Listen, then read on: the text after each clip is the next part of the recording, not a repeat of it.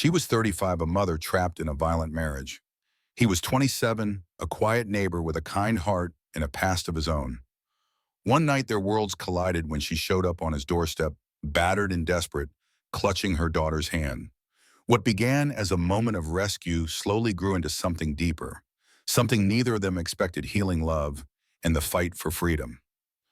This is a story about age, courage, second chances, and the kind of love that saves you when you've forgotten how to save yourself.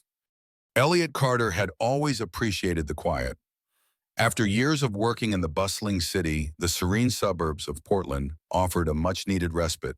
His modest home, nestled among a row of similar houses, was his sanctuary. The evenings were typically filled with the soft hum of crickets and the occasional bark of a distant dog. It was a place where one could hear their own thoughts, and for Elliot, that was a blessing.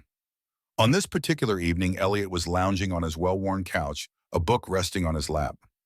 The soft glow of the reading lamp cast gentle shadows across the room. He sipped his lukewarm coffee, savoring the bitterness that grounded him after a long day of work. The tranquility was palpable, wrapping around him like a comforting blanket. But then the peace shattered. A muffled thud echoed through the wall, followed by a sharp cry. Elliot's brow furrowed. He set his book aside, straining to listen. Another crash, louder this time, and the unmistakable sound of glass breaking.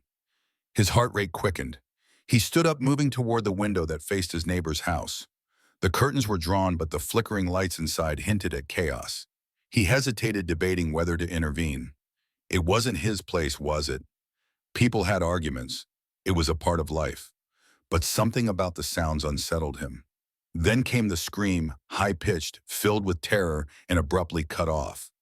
Without thinking, Elliot grabbed his phone and headed toward the front door. As he reached for the handle, a frantic pounding erupted from the other side. He swung the door open to find Sarah Whitmore, her face bruised and eyes wide with fear, clutching her daughter tightly. "Please," she gasped, her voice trembling. "Can we come in?" Elliot stepped aside, allowing them entry. "Of course, come in." Sarah moved quickly, her daughter Leia clinging to her. Elliot closed the door behind them, locking it for good measure. He turned to see Sarah sinking onto the couch, her body shaking. "Are you okay?" he asked gently. She nodded, though tears streamed down her face. Leia buried her face into her mother's shoulder, silent sobs racking her small frame. Elliot fetched a blanket, draping it over them. "You're safe here. Do you need anything?" Water ice. As Sarah looked up, her eyes filled with gratitude. "Thank you, just thank you." He nodded, giving them space as he moved to the kitchen to get some water. He couldn't help but feel a surge of protectiveness. No one should have to flee their home in fear. Returning with a glass, he handed it to Sarah. "Do you want me to call someone, the police?" She hesitated, then shook her head. "Not yet. I just needed to get out." Elliot respected her decision, but couldn't ignore the bruises on her face.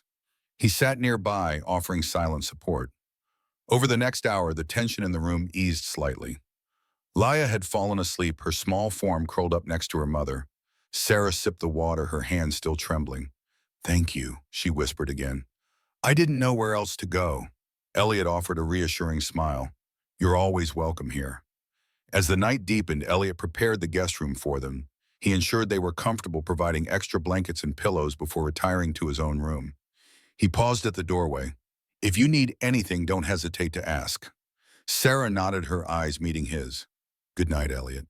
"Good night, Sarah." As he lay in bed, sleep eluded him. The events of the evening replayed in his mind. He couldn't shake the image of Sarah's bruised face and the fear in her eyes. He vowed to do whatever he could to help them, to ensure they never had to experience such terror again. The faint hum of morning was just beginning to stir when Elliot stepped into his kitchen, every movement mechanical. He hadn't slept, not really. He tried to doze off on the couch after making sure Sarah and Leia were resting in the guest room, but his mind refused to settle. Instead, he sat for hours staring at the darkened ceiling, listening to the occasional creak of the house and the rhythm of his thoughts pounding against his skull. What kind of man beats his wife? What kind of father terrifies his daughter? He'd seen some rough things in life. People who'd grown up broken by circumstance, by addiction, by war. But this, a mother and child cowering in the middle of the night, bruised and shivering, asking a near stranger for safety, that haunted him. Elliot gave up on sleep and started making breakfast. Nothing fancy, he wasn't a chef, but he could do eggs, toast pancakes if he had to, the kind of food that made a house feel warm again. The smell of cinnamon and fresh coffee filled the small kitchen. He set the table quietly as if not to disturb the delicate balance of peace in his home. There was something sacred about it now, like he was hosting more than just guests. He was keeping something precious safe. A soft sound pulled him from his thoughts. He turned. Sarah stood in the hallway wrapped in one of his old sweatshirts, her eyes puffy but alert. She looked exhausted and somehow more grounded than the night before, like just having survived until morning had fortified her in some small way. "I didn't mean to wake you," she said quietly. "You didn't. I never went to bed." She stepped closer, folding her arms. "I'm sorry for everything, for putting you in the middle of—" "You didn't put me in the middle of anything," Elliot interrupted, his voice gentle but firm. "You showed up at my door needing help. You don't have to apologize for that." Sarah offered a faint nod, lips pressing together in a tight line. The silence that followed wasn't awkward but fragile, like the hush after a storm when the world tries to figure out if it's safe again. He poured her a cup of coffee, set it on the table with quiet intention. She sat down across from him. Steam rose between them. After a few minutes, she began to speak. "His name's Rick. We've been married for 10 years. She looked down at the chipped mug. At first he was everything charming, funny. He loved that I was quiet, said it made me mysterious. Elliot didn't say anything. He just listened. "I thought I hit the jackpot," she said with a dry laugh that didn't reach her eyes. But somewhere along the way he changed. Or maybe I just didn't want to see who he really was.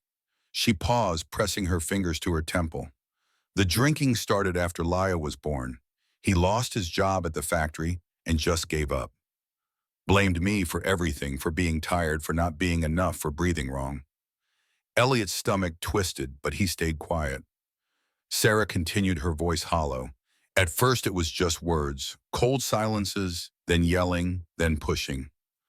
The bruises didn't start right away, and every time he said he was sorry, every single time, her eyes glistened. But last night something changed. He looked at me like I wasn't even a person anymore, like I was just an obstacle. And Laya saw everything. She always sees more than I think she does. "She's smart," Elliot said quietly. "She knows. I stayed because I thought it was the right thing for her, for our family." "But what kind of family is this?" She finally looked up at him, anger and shame flashing behind her tears. "What kind of mother lets her child grow up afraid you left?" he said. "You protected her. That's what matters now." She blinked hard, the tears finally spilling over. Elliot reached across the table, his hand brushing hers. "You're not weak, Sarah. You're surviving. That's strength most people never find." The words hung in the air between them. Outside, the sun crept through the blinds, casting soft light on the table. A new day was beginning. A small voice called out from the hallway. "Mommy," Sarah turned instantly, rising from her seat. "In here, baby." Leia shuffled into the room in her pajamas, rubbing her eyes. She looked at Elliot and gave a shy wave. "Hi, hey there," Elliot said gently. "You hungry?" She nodded. "I was thinking pancakes. Maybe even chocolate chip if you're lucky." Leia's eyes lit up just slightly. Sarah gave him a look of surprise. "You keep chocolate chips around?" "I've got a sweet tooth," he admitted with a sheepish grin. "Want to help me make them, Maya?" The little girl nodded again and took a seat at the counter. Elliot handed her a whisk and some flour, and together they began the slow ritual of making breakfast. There was something sacred about it, an ordinary act that carried the weight of extraordinary healing. Sarah watched from the table, her arms wrapped around her own torso. She was still visibly in pain physically and emotionally, but something about the way Elliot looked at Laya with patience, with softness, stirred something in her she hadn't felt in a long time. Trust. For the first time in months, maybe years, she didn't feel like she was just surviving. She felt like there might be a way forward. By the time the pancakes were done, the house smelled like vanilla and warmth. They sat down together, and for a few minutes the only sounds were forks clinking and syrup being poured. Elliot glanced at Sarah. "Do you know what you want to do today? There's a community center a few blocks over that can help women." "I think I need to go to the police," she said, her voice low. "Make a report. I'm tired of running." He nodded. "I can take you if that's what you want." It is, she said. I want to protect my daughter. I want to get him out of our lives. Elliot didn't respond right away. Instead, he reached for his phone, searching for the number of a domestic violence advocate. He handed the phone to Sarah. They'll walk you through the process, help you with everything shelter legal, aid support groups. You don't have to do this alone. She stared at the screen for a long time, then slowly nodded. By mid-afternoon, Elliot had driven them to the local precinct. Sarah gave her statement, answered every question, signed every form. Her hands shook, but her voice didn't falter. Leah stayed close to Elliot the entire time, holding his hand like she'd known him for years. That night, after arranging temporary housing through the Advocacy Center, Elliot helped Sarah and Leah settle into a clean, modest apartment donated by a local shelter program. It wasn't much, but it was theirs, and it was safe. Before he left, Sarah walked him to the door. I don't know how to thank you, she said, for everything, for being there when you didn't have to be. You don't have to thank me, he replied. Just keep going. Keep being brave. That's more than enough. She really looked at him for the first time without fear in her eyes. I don't know what comes next, she admitted. Then we'll figure it out together. And with that, he left his heart heavy but hopeful, because even in the darkest night, there had been a sliver of light, and sometimes that's all it takes. The following week unfolded like the calm after a hurricane. Everything was quieter, but not in the peaceful way. It was the sort of silence that follows destruction, when people sift through the rubble of their lives, unsure what can be salvaged. Sarah sat cross-legged on the second-hand couch in her temporary apartment, staring at the divorce papers spread across the coffee table. Her hands hovered above the pen, trembling slightly. Leah was asleep in the bedroom after a long day at school, her first day back in nearly 2 weeks. Sarah knew what she had to do. She just didn't know if she had the strength to do it. A soft knock at the door interrupted her thoughts, not loud or urgent, just familiar, reassuring. She opened it to find Elliot standing there holding a brown paper bag. Dinner delivery, he said with a smile. And yes, it's from that Thai place you like. Her face softened. You didn't have to. Maybe not. He said, stepping inside, but I wanted to. She let him in, thankful for the comfort of his presence. In the weeks since she and Leah had moved into the shelter's temporary apartment program, Elliot had become a regular visitor. He never pushed, never intruded, but he always seemed to show up at the right time, whether it was to bring groceries, help with legal paperwork, or just be someone to talk to when the nights felt too long. I saw my lawyer today, Sarah said as they sat down. She thinks I've got a strong case, especially with the report, the pictures, and the witness statement you gave. Elliot nodded. I meant every word of it. I know. They ate quietly, the air between them comfortable, the kind of quiet that no longer needed to be filled with small talk. Outside, the sun dipped below the skyline, casting long shadows across the small living room. I'm scared, Sarah admitted after a while, her voice barely above a whisper. Of Rick, Elliot asked gently. She shook her head. Of what happens after, of being alone, of messing up, of becoming my mother. He turned toward her, his expression unreadable. What do you mean my mom stayed? Sarah said, fingers clenching her fork. For years. We all knew what was going on, her black eyes, the screaming, the broken furniture, but she stayed. She used to say, one day it'll stop and everything will be okay again. But it never stopped. She looked up, her eyes shining. I promised myself I'd never be like her, that I'd leave the first time a man ever raised his voice. But promises are easier before you love someone, before you have a kid. Elliot placed his hand over hers, grounding her. You're not her, Sarah. You already broke the cycle. You left. You protected your daughter. You chose something better. She took a deep breath, as if trying to let his words soak into all the cracked places inside her. Leah talks about you all the time, you know, she said, smiling faintly. She says you're the first grown-up she feels safe around. That means more than you know. She's got a good sense for people, Sarah added. So maybe I should trust her judgment. Elliot's gaze lingered on her a moment longer than necessary. There was something different in her eyes tonight, less guarded, more open, like the walls she'd carefully built were finally beginning to lower. I've been thinking, he said carefully, about how I can help more long-term. Not just short visits and dumplings, but really help. Sarah raised an eyebrow. What do you mean I've got space at my house? The guest room, it's safer than here and closer to Leah's school, if you ever needed a place while you figure things out. Her lips parted, stunned. You're not obligated to say yes, and I wouldn't ask for anything in return, he added quickly.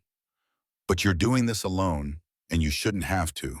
Sarah hesitated, emotion welling in her throat. The offer felt too generous, too kind, but it wasn't pity in his eyes. It was something steadier, stronger. I'll think about it, she said softly. That's all I ask. That night after Elliot left, she stood in the doorway of Laya's room watching her daughter sleep.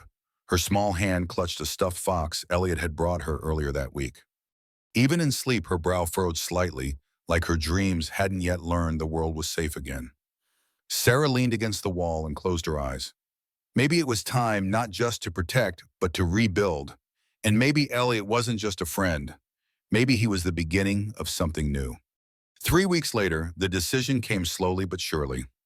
Sarah packed their things again, this time not in panic but in hope. Elliot had spent the weekend helping her move into his house. He cleared out the guest room for Laya and gave Sarah the spare bedroom down the hall. It wasn't a permanent solution, but it felt more like home than anywhere else had in a long time. On their first morning there, Elliot made pancakes again. "You're going to spoil us," Sarah teased, sipping coffee at his kitchen island while Leia colored beside her. Elliot shrugged. "I figure you both deserve a little spoiling." Sarah watched him, noticing the way he moved around the kitchen with ease, the way he smiled at Leia when he passed her the syrup, the way he caught her gaze and held it just a moment too long, then looked away, heart beating a little faster. Later that afternoon, while Leia napped, Sarah wandered into the backyard where Elliot was fixing the garden hose. "I didn't know you were a handyman," she said, leaning against the fence. "I'm more of a YouTube tutorial kind of guy," he admitted with a grin, "but I make it work." She smiled, then turned serious. "Thank you again for everything." "You don't need to thank me, Sarah. I'm just glad you're safe." She walked over to where he stood, close enough to touch, but not quite. "Safe is new for me. Still feels unfamiliar." He looked at her, his expression softening. "It'll feel normal eventually. Give it time." I think she said carefully that it's not just the place that makes me feel safe. It's you. The words landed like a confession, honest, unfiltered. Elliot swallowed hard. "Sarah," she stepped closer, drawn to him. But before either of them could say more, the screen door creaked open and Leia's sleepy voice called out, "Mom." Sarah stepped back instinctively, guilt flickering across her face. Elliot gave her a small, understanding smile. "Go ahead," he said. "Man, we've got time." And as she turned to go inside, she realized that maybe, just maybe, time was finally on her side. It had been over a month since Sarah and Leia moved into Elliot's home, and despite the newness of it all, something about the routine was beginning to feel right. Morning started with coffee and cartoons, Leia wrapped in a blanket on the couch, while Sarah read quietly across the room. Elliot had grown used to the soft sounds of laughter echoing from the hallway and the way Sarah hummed under her breath when she cooked dinner. Even the stillness of his once quiet house felt warmer now, like it had finally been lived in, no longer a museum of solitude. Elliot found himself smiling more, thinking about Sarah, more wanting things he hadn't let himself want in years. And yet he said nothing because healing came in stages and love demanded patience. On a Saturday afternoon, the three of them visited the local park. It was sunny and the breeze was warm, the kind of rare spring day that felt like a gift after a long winter. Leia chased butterflies near the sandbox while Elliot and Sarah sat on a bench sipping lemonade from a paper cup. "She hasn't smiled like that in years," Sarah said, watching her daughter twirl. "It's like she's becoming herself again." "She always was," Elliot replied. "She just needed space to breathe."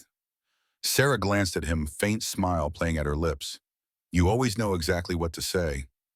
"No," he said, chuckling. "I'm just better at listening." Their eyes met. There was something in that silence, thick with things unsaid, something fragile, but no longer uncertain. Sarah looked away, first her cheeks warming. "I got a call yesterday from the courthouse. The divorce hearing is scheduled for next month." Elliot's expression shifted. "Are you ready for that?" "I think so. I mean, I'm scared, but I know it's right." She hesitated, then added, "They're also going to serve Rick the restraining order papers this week." Elliot nodded. "Do you want me there when they do?" "I don't want you anywhere near him," she said quickly. Then softened. "Not because I don't need support, just because he doesn't get to drag you into this. He already did. Elliot replied the night you knocked on my door. She turned to him, heart thudding. I don't want you to feel like I'm a burden. Sarah, he said, voice low and steady. You're not a burden. You're brave, and I'm not here because I feel sorry for you. I'm here because I care. There was that silence again, full and pregnant with the possibility of more, but before either of them could speak, Leia's shriek cut through the park. Mommy? Mommy! Sarah jumped to her feet, racing across the grass toward her daughter, who was pointing toward the street. Elliot followed, eyes narrowing. Across the road, standing by a rusted blue pickup truck, was Rick. His clothes were wrinkled. He looked thinner, more sunken than before, but the moment his eyes met Sarah's, Elliot saw something vicious still burning behind them. Rick smirked. Sarah froze. Elliot moved between her and the street instinctively. Sarah, take Leia and go. Sarah scooped Leia into her arms and turned heart hammering as Elliot stepped forward, his hands loose at his sides. Rick didn't cross the road. He just stood there watching, measuring. Then he raised his hands slowly in a mock salute before getting into his truck and driving off. When Elliot returned to the house that evening, Sarah was sitting at the kitchen table shaking. I called the police, she said without looking up. Filed a report. They said they'd try to track his location, but unless he violates the restraining order formally, there's not much they can do. Elliot sat across from her. I'm sorry. I thought I was safe, she whispered. I thought we had time. You still do, he said. This doesn't change that. It just means we have to be more careful. Her hands were clenched. I hate that he can still scare me. That fear isn't weakness, Elliot said. It's proof that you survived. They sat in silence for a moment. The clock ticked softly on the wall. I was going to tell you something, she said finally, voice barely audible before we saw him. What was it? She looked up, eyes locking with his. I think I'm starting to fall for you. Elliot inhaled sharply as if the wind had been knocked from his chest. I didn't want to, she said, voice breaking. Not like this, not while I'm still rebuilding. But I wake up every morning and you're the first person I think about. I look at how you treat Leia, and I can't pretend it doesn't mean everything. He reached for her hand slowly, carefully. I've been falling too, he said softly, but I didn't want to rush you. You've been through too much. I'm tired of being afraid, she said, of my past, of my feelings of what might go wrong. I don't want to be ruled by fear anymore. He leaned in, not with hunger or urgency, but with reverence, as if he were touching something sacred. Their lips met in a kiss that was gentle and steady, not the beginning of a fairy tale, but the continuation of something real, something earned. When they pulled apart, Sarah smiled through her tears. What happens now? Now, Elliot said, brushing his thumb across her knuckles. Now we fight together. The day of the court hearing arrived draped in gray skies and silence. Sarah stood in front of the bathroom mirror, straightening the collar of her blouse for the third time. Her hands trembled, though her expression stayed calm, focused. In the other room, Elliot helped Leia finish her cereal, keeping his voice light and steady. It was something he'd grown good at these past weeks, holding steady while Sarah faced storms. But even he couldn't stop the way his stomach tightened as the clock ticked closer to the hearing. When Sarah emerged, her eyes found his. Ready. He nodded. Are you? She didn't answer immediately. Instead, she knelt to hug Leia tightly, her voice catching as she whispered, I'm doing this for us, okay? So you never have to feel afraid again. Leia didn't fully understand the weight of the day, but she nodded, her arms wrapped tightly around her mother's neck. You're brave, Mommy, Sarah smiled. I'm trying to be. Elliot walked her to the car, holding her hand the whole way. He couldn't go into the courtroom with her. Only witnesses and legal counsel were allowed, but he promised to wait in the hallway the entire time. That was enough. As they drove, Sarah's thoughts flickered like snapshots, Rick's smirk at the park, her mother's bruises from decades ago, Leia's laughter in the backyard just days before Elliot's voice telling her she wasn't alone. By the time she stepped into the courthouse, her shoulders were square, her hands no longer trembling. She was done running. Inside the courtroom, the room smelled of paper and old wood polish, cold and institutional, but not intimidating anymore. Sarah sat beside her lawyer, a no-nonsense woman with steel gray hair and a spine of iron. Across the room, Rick slouched in his seat. He hadn't shaved. His lawyer whispered something to him, and Rick barely nodded. He didn't look at Sarah. She didn't look away. The judge arrived promptly. What followed was a series of procedural motions: Sarah's testimony, evidence presentation, photos, the restraining order, documentation, the emergency police report, Elliot's written statement. Her voice only cracked once when she spoke of Laya. And that was the moment I realized staying wasn't strength, it was surrender. I wasn't just choosing to suffer. I was teaching my daughter that this was normal, and I won't let her grow up thinking love should hurt. Even the judge paused before responding. By the time it was Rick's turn to speak, his words came out dull and detached. He mumbled about stress and misunderstandings about being provoked. But the courtroom was no longer a place where his excuses held power. By noon, the gavel came down, divorce granted, sole custody awarded to Sarah, restraining order extended 5 years. It was over, not all of it, not the emotional echoes, but the legal weight, the shackles of her past, the illusion of obligation done. When Sarah stepped into the hallway, Elliot stood immediately. She didn't speak. She just walked into his arms, and for the first time in years, she cried not from fear, but from relief. 2 months later, summer had arrived. The house was filled with small changes, brighter curtains, Leia's artwork pinned on the fridge, a bookshelf full of paperbacks, some Elliot's, some Sarah's, and a new key hanging on the wall, Sarah's. She hadn't moved in officially, not yet, but her things were here, her rhythm, her laugh. One evening, Sarah found Elliot in the backyard fixing the light on the deck. Leia was asleep upstairs, curled up with a stuffed animal in a new chapter book. "You're always fixing things," she said, walking out barefoot onto the cool wood. He smiled, eyes squinting into the last rays of sunlight. "I like things that can be fixed." Sarah walked up behind him, her arms wrapping around his waist. Her voice was soft against his shoulder. "And what if I'm not something to fix?" He turned around, gently pulling her close. "Then I love you exactly as you are." She searched his face. "You love me. I've loved you since the day you showed up at my door asking for help," he said. Maybe even before that, though I didn't know it yet. Tears welled again, but this time she let them fall freely. "I love you too," she whispered, "and I want to stay, not because I need to, but because I want to." He kissed her then under the fading sky, and it was a different kiss than the one weeks ago, deeper rooted, not hesitant, not fragile. This was a kiss made of promises, not rescue, of shared mornings, not survival. Later that night, Suara stood on the porch wrapped in a blanket, watching stars shimmer above. Elliot joined her, slipping his arm around her shoulders. "You ever think," she said, "how strange life is? I was falling apart the night we met.